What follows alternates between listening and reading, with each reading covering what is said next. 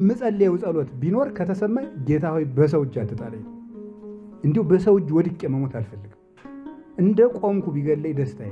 ጥሩ ነው ሽክፍ ማለት ሰው በጣም ከባድ ነው። ሰው ከባድ ነው።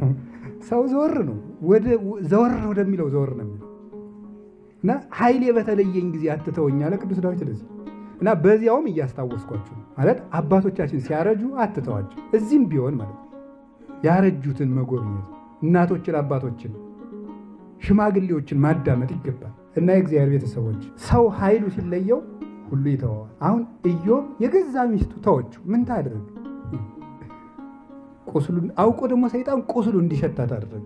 ምንጊዜም ከምንጦራቸው፣ ከምናስታምማቸው፣ ከምንንከባከባቸው ሰዎች የሚያስጸይፍ ነገር እንዲገጥመን ያደርጋል ሰይጣን።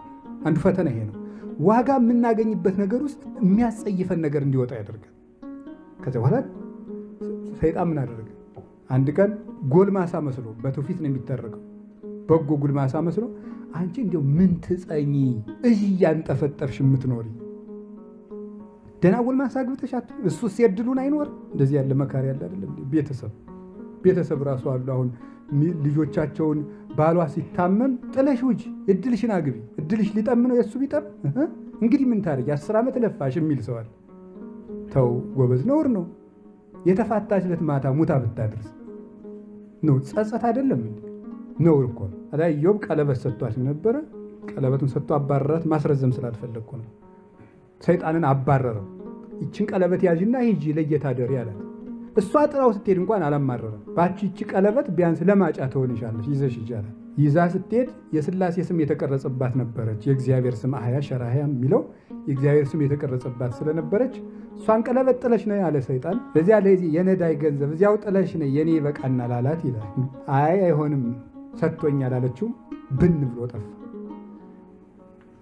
አንተ ርጉሙን ሆነሃልን ብላ ተመልሳ ወደ ኢዮብ ስትመጣ መልአኩ ቅዱስ ሚካኤል ከመንገድ ቆይቶ ባልሽን አዝለሽ ዮርዳኖስ አውርጂው እዚያ ተጠምቆ ይድንልሻል አላት ይላሉ።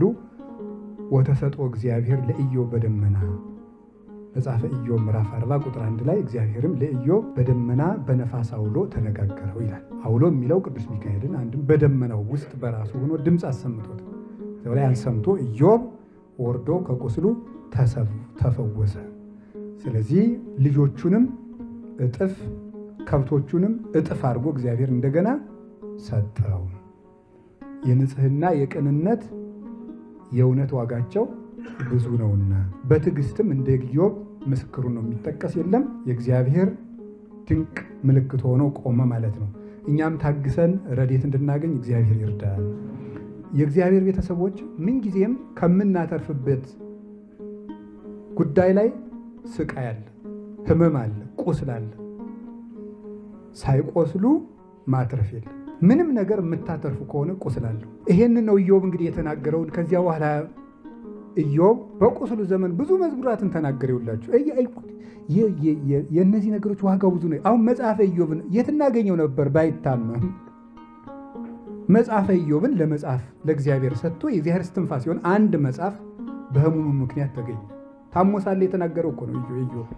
መጽሐፈ ኢዮብ እኮ በህመሙ ጊዜ የዘመራቸው መዝሙሮች ናቸው። ስለዚህ መጽሐፍ ቅዱስን አተረፈ፣ የእግዚአብሔርን ቃልን አተረፈ፣ ወርቅ የሆነ ኢዮብ ህመሙ ውስጥ ምስጢረ ሰማይ ወምድር ተገልጦለት የሥነ ፍጥረታትን ሁሉ ምስጢር አከናውኖ ተናግሯል። የምድር አፈጣጠር፣ ምድር እንዴት እንደጸናች፣ የባህሩን፣ የነፋሱን፣ የሰማይን፣ የብሄሞትን፣ የሌዋታንን፣ የከዋክብትን አፈጣጠር ሁሉ ተናግሯል። ጊዜው ስላልሆነ እሱን የመዘርዘር ጊዜያችን አይደለም። አሁን ያነሳነውን ርዕስ ከተናገረው መካከል ስለ ደመና የተናገረውን አንስተን እንሄዳለን። ደመናው እንዲላል ወይ አቁሮ ለማይ ዲበ ደመና ወይ ይሰጠጥ ደመናሁ በታይቲሁ።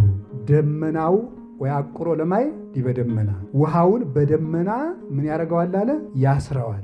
ውሃውን በደመና ያስረዋል፣ ይጭነዋል። ደመናው አይቀደድም አለ። እንዲህ ያለውን ጥበብ ያገኘው ምን ሆኖ ነው? ቆስሎ በሉ እንጂ ምን ሆኖ ነው? መጽሐፍ ቅዱስን ሳይቆስሉ መማርም መፈጸምም አይቻልም። መጽሐፍ ቅዱስን ለመማርም ለማስተማርም መቁሰል አለ። ግን ቁስሉ ፈውስ ነው። ቁስሉ ትርፍ ነው። ለመስራትም ቁስል አለ፣ ብዙ ቁስል አለ። መፈተናል። አደጋግሜ እየነገርኳችሁ ያለ በዛሬው ትምህርት የእግዚአብሔር ቃል መፈጸም፣ ማድረግ፣ መማር፣ መተግበር ስንጀምር ችግር እንደሚገጥመን መዘጋጀት አለብን ልላችሁ ፈልጌ። አይምሯችን ማዘጋጀት አለብን።